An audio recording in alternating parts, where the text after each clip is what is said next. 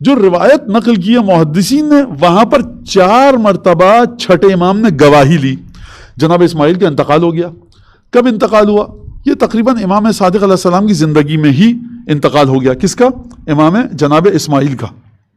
اور 134 135 ہجری جہاں تک مجھے اس وقت میرا حافظہ ساتھ دے رہا ہے تو انتقال ہو گیا. نوجوانی کے عالم میں، جوانی کے عالم میں انتقال ہو گیا. جب انتقال ہو گیا تو لاش رکھی ہوئی تھی جسد جناب اسماعیل کا، اس پہ کپڑا پڑا ہوا تھا. تو امام نے زرارہ سے کہا کہ جاؤ جا کر اپنے میرے ساتھیوں کو، شاگردوں کو، اصحاب کو لے کر آؤ. زرارہ گئے، سب کو لے کر آئے، بلایا. جب روایت کے مطابق جب 30 صحابیوں کی تعداد ہو گئی تو راوی کہتا ہے کہ اذن اچانک ہم نے دیکھا، جب ہم جمع ہوئے تو دیکھا کہ جو ایک میت رکھی ہوئی ہے بے راقد مغتن، کہ ایک شخص ہے جو لیٹا ہوا ہے، میت ہے، اور اس کے اوپر کپڑا پڑا ہوا ہے. جب سب جمع ہو گئے کہا کہ اس کے چہرے کو دیکھو، یہ ہے میرا بیٹا اسماعیل ابن جعفر، میرا بیٹا ہے. سب نے کہا ہاں. کہا یہ مر گیا ہے، دیکھ رہے ہو مر گیا ہے. 30 نے گواہی دی. اچھا امام نے یہ نہیں کہا کہ جیسے سلام کا جواب کیا جاتا ہے آپ سے تو ایک گواہی دے دے کافی ہے. ایک ایک سے کہا کہ بتاؤ مر چکا ہے کہ نہیں، مر چکا ہے کہ نہیں. سب نے کہا ٹھیک ہے. پھر امام نے کہا غسل کے لیے لے کے جاؤ. یہ غسل سے پہلے کی بات ہے. میں ایک چھوٹا سا مسئلہ آپ کو بتاؤں. بلا وجہ غسل میں تاخیر کرنا خلاف مستحبات ہے.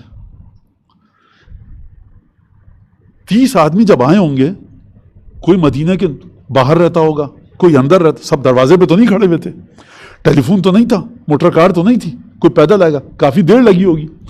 یعنی امر امامت اتنا اہم ہے کہ کسی بھی مستحب اور واجب کے آگے کسی نہ واجب کی حیثیت ہے نہ مستحب کی. خوب توجہ کیجیے گا اس بات کو. شاید بہت سے لوگوں کے حلق میں یہ اٹک جائے بات کہ نہ کسی واجب کی حیثیت ہے نہ مستحب کی. اب وہ بعد میں اگر ان کو تکلیف ہو تو سوال کر سکتے ہیں، اس پہ گفتگو ہو جائے گی، لیکن سن لیجیے بات کو. اوجب الواجبات، کائنات میں جو سب سے بڑا واجب ہے وہ حفظ جان امام معصوم ہے. نہ اس سے بڑھ کر کوئی واجب ہے. مستحب اور مکروہ کو تو مباح کو تو چھوڑ دیجیے، یہ واجب ہے. کہیں بھی آپ کے کان میں یہ آواز آئے نماز اس سے کوئی واجب اس سے بڑھ کر، سرکار نیند سے بڑھ کر ہے. نیند معصوم کی زیادہ اہمیت رکھتی ہے نماز سے.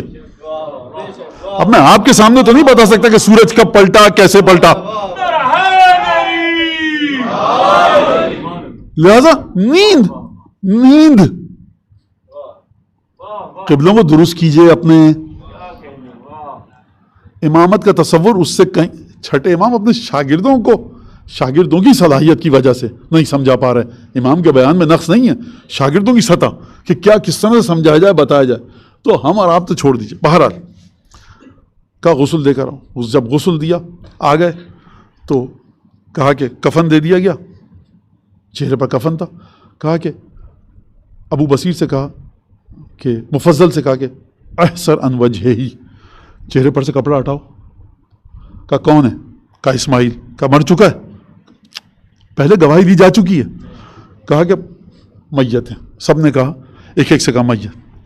اس کے بعد کفن جب ہو گیا، سب کچھ ہو گیا، قبر میں اتارا. کہا کہ چہرے سے کپڑا اٹھاؤ. سب آ کر دیکھیں کون ہے. کہا کہ اسماعیل آپ کے فرزند. کہا مر چکا ہے نا. ام میتن ہوا ام حیون. کہا مر چکا ہے. کوئی بھی شاگرد نہیں کہہ رہے ابن رسول اللہ، یہ ابھی تو آپ نے کہا تھا 2-3 دفعہ گواہی کیوں دے رہے ہیں؟ شاگرد ہیں بھی چھٹے امام کے. امام کو آپ نہیں سکھا سکتے، کوئی نہ کوئی فلسفہ ہے. کہا کہ ٹھیک ہے دیکھ تیسری گواہی. کفن سب قبلہ رخ لٹا دیا اور مٹی ڈال دی گئی.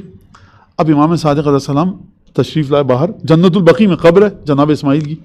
کہا کہ اب اپنے شاگردوں کی طرف رخ کر کے کہا کہ من المحنت المکفن المدفون، یہ کون تھا جس کو کفن دیا ابھی ہم نے اور جس کو حنوط لگایا اور جس کو دفن کیا ابھی قبر میں، یہ کون تھا؟ کہا کہ آپ کے بیٹے اسماعیل. ایک ایک سے پوچھا کون؟ اسماعیل اسماعیل اسماعیل. تو کیا مطلب اس بات کا؟ کیونکہ امامت کو 2 حصوں میں بٹ جانا تھا.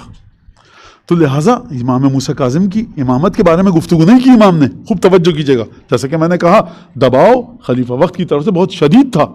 تو یہ نہیں کہا کہ میرے بعد میرا بیٹا موسیٰ کاظم امام بنے گا، بلکہ کہا دیکھو جو بعد والا امام ہوتا ہے وہ پچھلے امام کی زندگی میں نہیں مرا کرتا.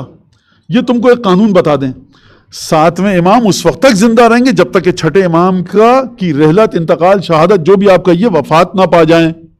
لہٰذا یہ قانون اگر ہے تو دیکھو اسماعیل تمہارے سامنے میں نے گواہی لی اور 1 2 4 سرکار کون سا مسئلہ ہے کہ جہاں پر 30 کی گواہی چاہیے ہوتی ہے؟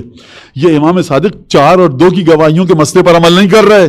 یہ امام صادق شیوع پر عمل کر رہے ہیں کہ بات اتنی مشہور ہو جائے کہ 2 اور 4 اور 3 اور 2.5 گواہ کتنے تھے اور کیا تھا، یہ بات نہیں کی بلکہ اپنے تمام شاگردوں کو بلایا.